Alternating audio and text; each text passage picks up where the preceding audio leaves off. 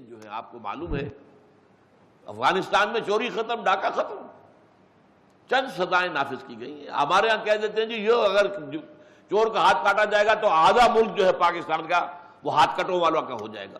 نہیں بھائی، یہ غلط بات ہے تمہاری۔ ٹھیک ہے، اس وقت جو تم دیکھ رہے ہو اس کے حال یہی ہے، خیانت کرنا، جرم کرنا، چوری کرنا، دھوکہ دینا، یہ سب ہو رہا ہے، ڈاکے ڈالنا ہو رہا ہے۔ لیکن اگر یہ سزا نافذ ہو جائے تو چند ہاتھ کٹیں گے اور بعد میں جو جرم ختم ہو جائے گا۔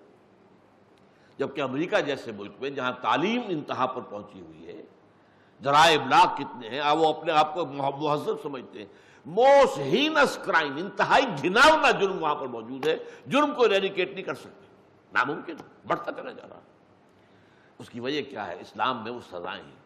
تو یہ سارا نظام معاشرے کی مصلحت کے لیے، اور یہ بھی میں نے اپنی آنکھوں سے دیکھا ہے۔ یہ میں سن 62 کا معاملہ کر رہا ہوں، پہلی مرتبہ حج کی سعادت حاصل ہوئی تھی۔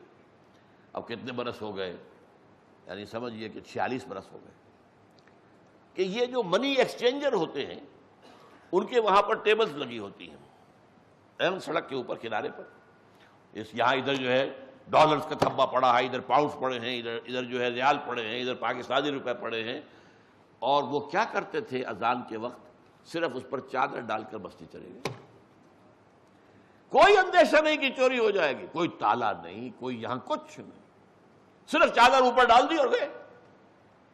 یہ حال وہ میں نے جو شروع میں آپ سے کہا تھا کہ چور کا اگر ہاتھ کاٹنے کی سزا نافذ ہو جائے تو پھر یہ فضا پیدا ہو جائے گی۔ اپنی آنکھوں سے دیکھا ہوا بتا رہا ہوں، صرف ایک چادر ڈالی، اس کے اوپر کوئی ویٹس رکھ دیے تاکہ چادر اڑ نہ جائے ہوا سے، بس اللہ اللہ خیر صلی اللہ اور گئے۔ اگر ایک شخص نے زنا کیا، شادی شدہ ہے، اسے رجم کیجئے، ظاہر بات ہے کہ اس کے بعد زنا کا معاملہ جو ہے پھر بہت مشکل ہو جائے گا معاشرے کے اندر، اس کی بہتری ہو جائے گی۔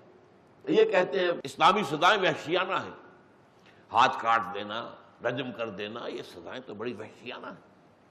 نہیں، انہی کے اندر وَلَكُمْ فِي الْقِصَاصِ حَيَاةٌ يَا أُولِي الْأَلْبَابِ، اسی قصاص میں، اسی بدلے میں، اسی سزا دینے میں، اور اس کو ایسے سمجھو کہ جیسے آپ کے ہاتھ میں گینگرین ہو گیا، گل گیا، سڑ گیا تو پورا بازو کاٹ دیتے ہیں۔ وہ بازو کسی کو برا تو نہیں لگتا، بازو تو بازو ہے، جسم کا حصہ ہے، لیکن یہ کہ پورے جسم کو بچانا ہے ورنہ یہ زہر پھیل جائے گا، موت واقع ہو جائے گی، تو پورا بازو کاٹ دیا۔ اسی طرح اس شخص کی وجہ سے پورے معاشرے میں گند پھیل سکتا ہے، لہذا اس کو جو ہے اگر آپ نے رجم کیا ہے، سزا دی ہے، قاتل کو قتل کیا ہے جواباً اس کی سزا کے طور پر، چور کا ہاتھ کاٹا ہے، اس سے معاشرہ درست ہو جائے گا۔ تو یہ نظام جو ہے یہ عدل کا نظام، جس میں کہ جج جو ہے کرپٹ نہ ہو۔